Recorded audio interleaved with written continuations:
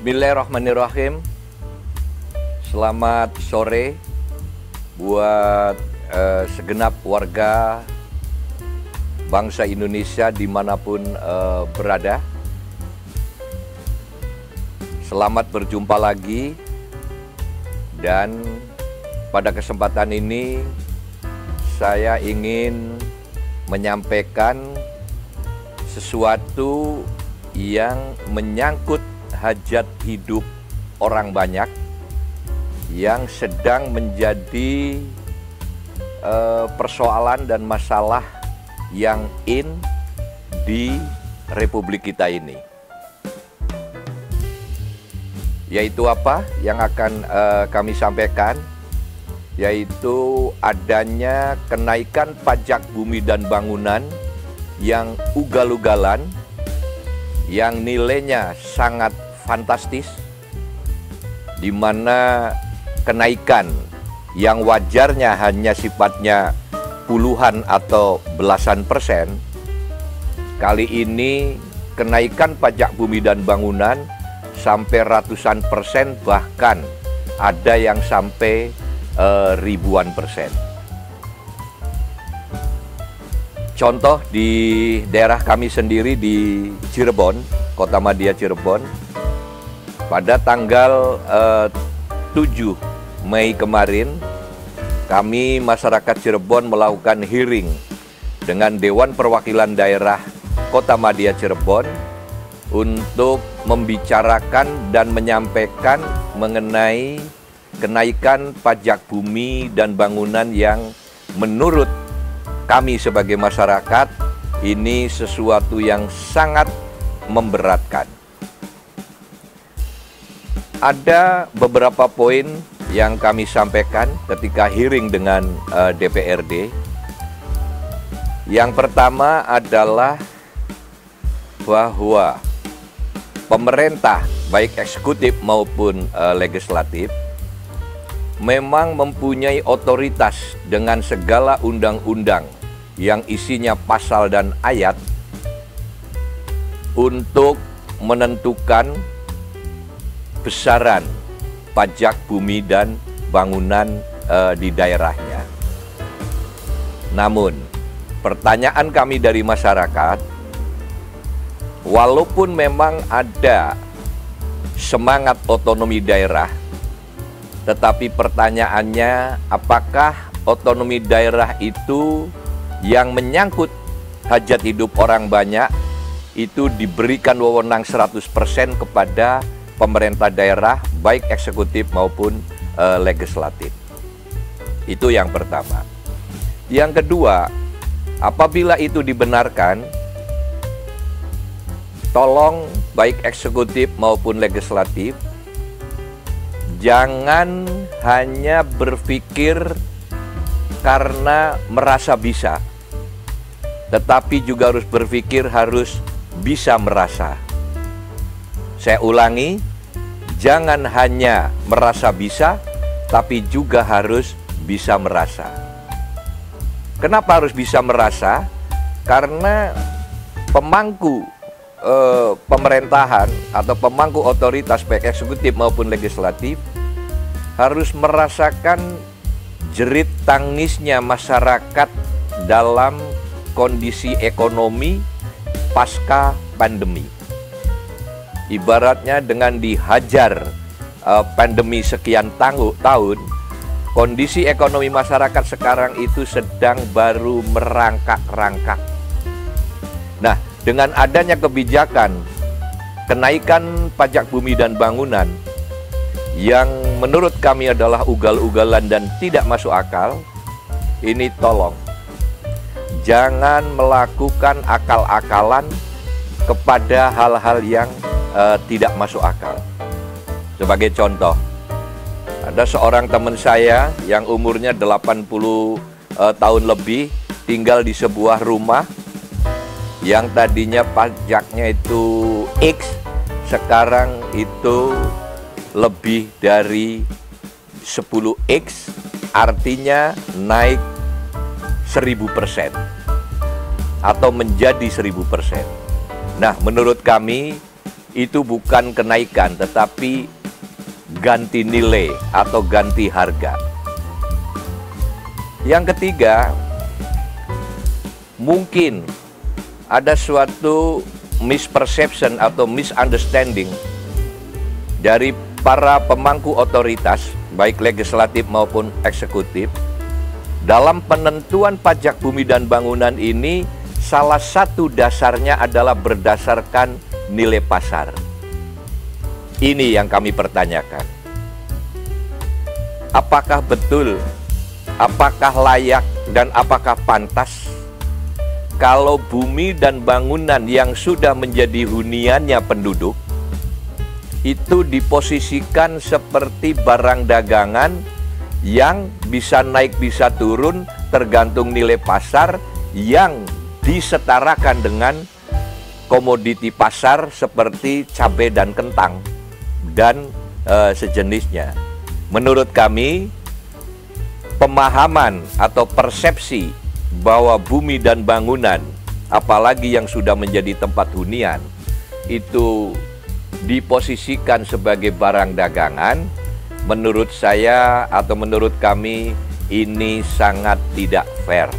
Kecuali kalau si A memiliki rumah, kemudian dibeli sama si B, nah disitulah ada proses transaksi jual beli, dan silahkan dikenakan pajak antara penjual dan pembeli. Penjual pajaknya berapa, pembeli pajaknya berapa. Ini baru pantas dan bisa diterima oleh akal sehat. Tetapi kalau bumi atau tanah dan bangunannya yang sudah menjadi tempat hunian, kemudian bayar pajaknya dengan nilai yang sangat fantastis dan di luar kemampuan dan nalar masyarakat, ini tidak fair. Yang keempat, kami sebagai warga negara sadar sesadar-sadarnya bahwa membayar pajak kepada negara adalah sebuah kewajiban warga negara kepada negaranya. Tetapi para pemangku kebijakan juga harus memperhatikan kewajibannya dalam memberikan pelayanan kepada masyarakat.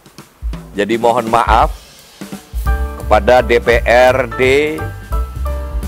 eksekutif, bahwa rakyat bukan tidak mau bayar, apalagi melakukan boikot. Tetapi masyarakat memohon kebijakan kepada eksekutif dan legislatif untuk mengkaji ulang soal besaran pajak bumi dan bangunan. Nomor 5, ada pepatah yang sering disampaikan orang tua kepada anaknya, bahwa wahai anak-anakku, kalau kalian belum mampu membuat orang tua senang, itu tidak ada masalah. Yang penting kalian jangan bikin jengkel orang tua. Nah, ini juga sama analoginya. Seandainya rakyat ini adalah sebagai pemilik daulat, sebagai orang tua, dan pemerintah itu baik eksekutif maupun legislatif adalah sebagai anak-anaknya, karena mereka sesungguhnya adalah pelayan masyarakat, maka rakyat menyampaikan kalimat yang sama. Wahai para anggota Dewan Perwakilan Rakyat dan para eksekutif, kalau Anda belum bisa membuat rakyat atau membuat kami senang, silahkan. Tetapi please, jangan membuat kami jengkel dan diperlakukan yang tidak semestinya. Itu hal-hal yang perlu kami sampaikan. Dan berikutnya, yang nomor 6, di Solo itu wali kotanya membatalkan kenaikan pajak yang akhirnya diberlakukan seperti tahun lalu.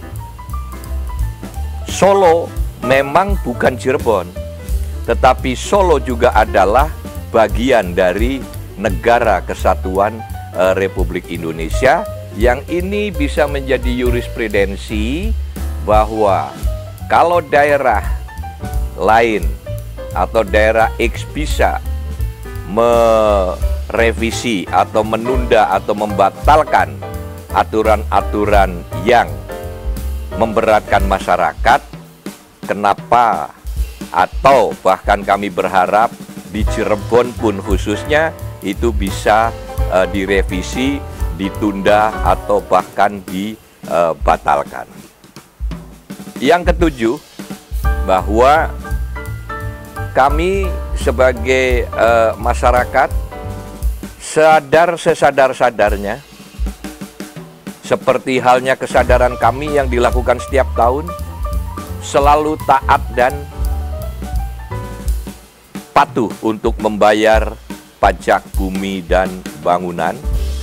Tetapi seandainya nilainya adalah tidak wajar, maka tolong dicatat bahwa kami sebagai warga negara dan kami bukanlah orang-orang bodoh yang akan selalu manut dan nurut terhadap kebijakan yang ugal-ugalan dan tidak masuk akal.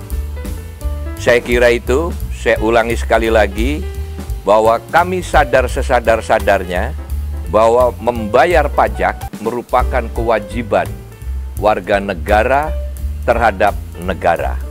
Tetapi negara dalam proyeksi yang lebih kecil, yaitu pemerintah daerah, baik eksekutif maupun legislatif, itu juga harus mempertimbangkan nilai-nilai sebatas kemampuan yang wajar. Nah, oleh karena itu, kami pada saat itu mendesak kepada legislatif agar legislatif juga mendesak kepada eksekutif untuk mengkaji ulang besaran kenaikan pajak bumi dan bangunan agar ada suatu sistem yang win-win solution. Nah, selain kami juga pajak menganggap bahwa itu suatu kewajiban warga negara kepada negaranya, tentu kami juga berharap bahwa dengan pajak-pajak yang kami bayar, pemerintah juga memberikan layanan kepada masyarakatnya, antara lain menyediakan infrastruktur yang memadai. Maaf buat eksekutif di kota Cirebon, lihat dan tengok jalan-jalan di kota Madya Cirebon, banyak sekali yang rusak dan bolong-bolong. Padahal menurut teori tata kota, atau kalau kita baca literatur literatur planologi, bahwa salah satu yang utama dan pertama mengenai infrastruktur di sebuah negara atau di sebuah wilayah atau di sebuah kota adalah keberadaan jalan raya yang memadai, karena jalan raya itu ibaratnya adalah urat nadi dari pergerakan manusia untuk melakukan berbagai kegiatan, utamanya kegiatan ekonomi, sosial, politik, budaya, kesenian, dan lain-lain. Jadi, sekali lagi, saudaraku yang kami cintai dan kami muliakan, bahwa pada waktu kami tanggal 7 hearing kepada DPRD, itu bukan mau melakukan boikot untuk tidak bayar pajak, tetapi mendesak kepada legislatif agar legislatif juga mendesak kepada eksekutif untuk melakukan formulasi ulang atau kajian ulang mengenai pajak yang paling pantas yang dikenakan kepada rakyatnya. Dan ingin saya ulang lagi sekali lagi bahwa ada misperception atau misunderstanding atau kesalahpahaman mendefinisikan bahwa PBB itu dasarnya dari NJOP. Yang mana NJOP itu juga dasarnya salah satunya adalah dari nilai pasar.